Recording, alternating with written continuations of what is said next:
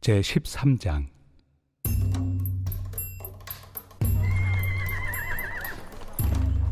각 사람은 위에 있는 권세들에게 복종하라.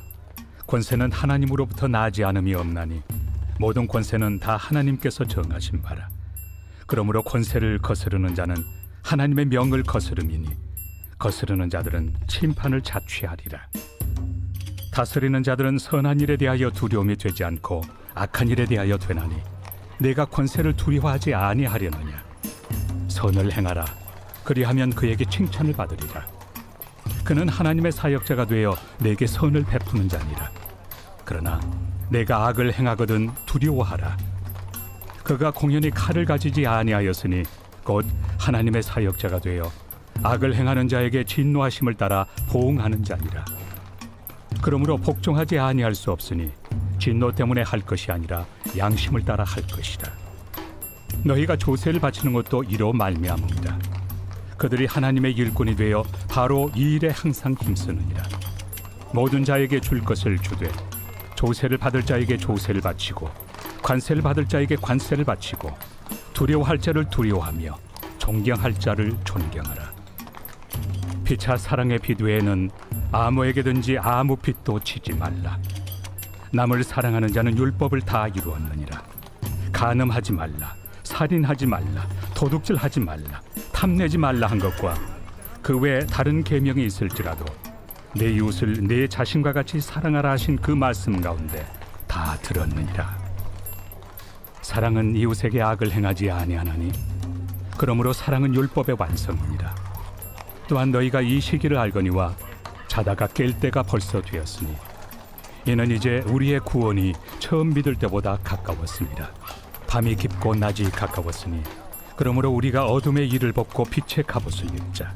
낮에와 같이 단정히 행하고 방탕하거나 술 취하지 말며 음란하거나 호색하지 말며 다투거나 시기하지 말고 오직 주 예수 그리스도로 옷 입고 정욕을 위하여 육신의 일을 도모하지 말라.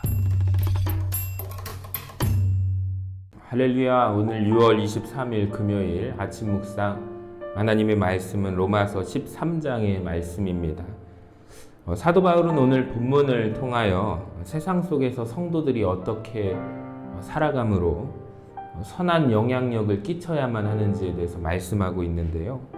여러분, 성도가 세상 속에서 어떤 방식으로 살아가라고 바울은 우리에게 권면하고 있습니까?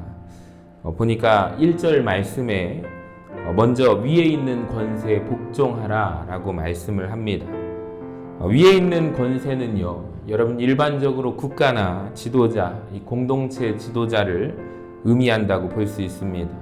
이 복종하다라는 성경 원문의 뜻을 보니까 휘포타소라는 단어인데 순종보다 더욱더 엄격한 말이 복종하라 라는 것입니다. 반드시 지키고 따라야 함을 말씀하고 있습니다.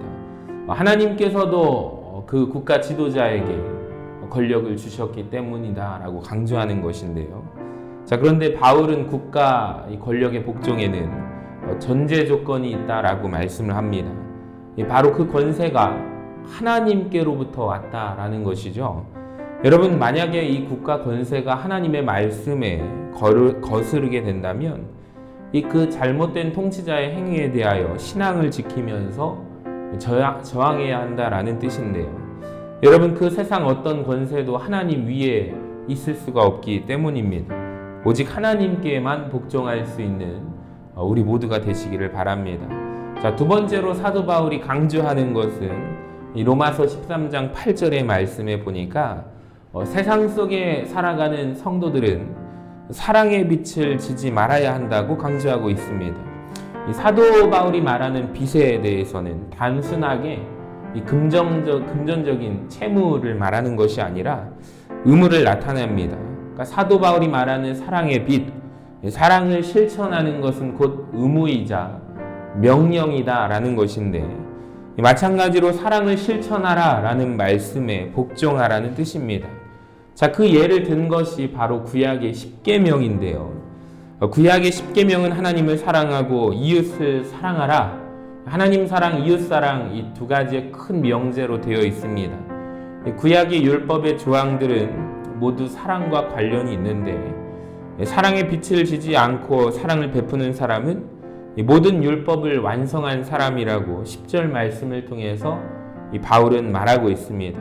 여러분, 예수 그리스도께서 우리에게 명령하시고 사도 바울이 우리에게 권면하는 이웃 사랑을 실천하는 우리 성도님들 되시기를 축복합니다.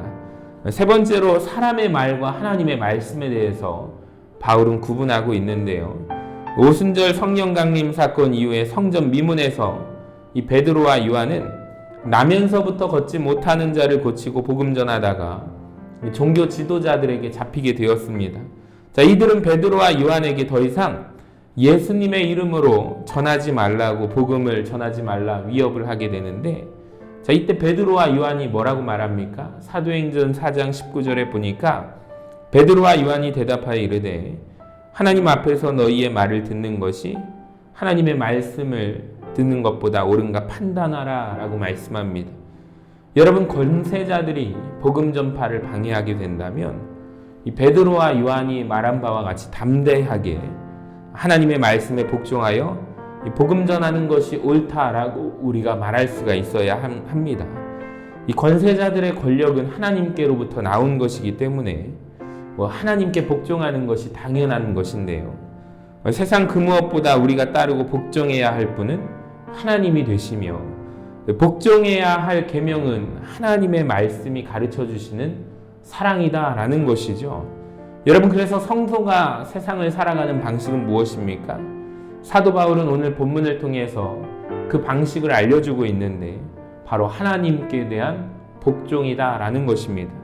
세상 권세에 복종하는 것이 하나님께 대한 복종이라면 세상 권세에 복종해야만 합니다.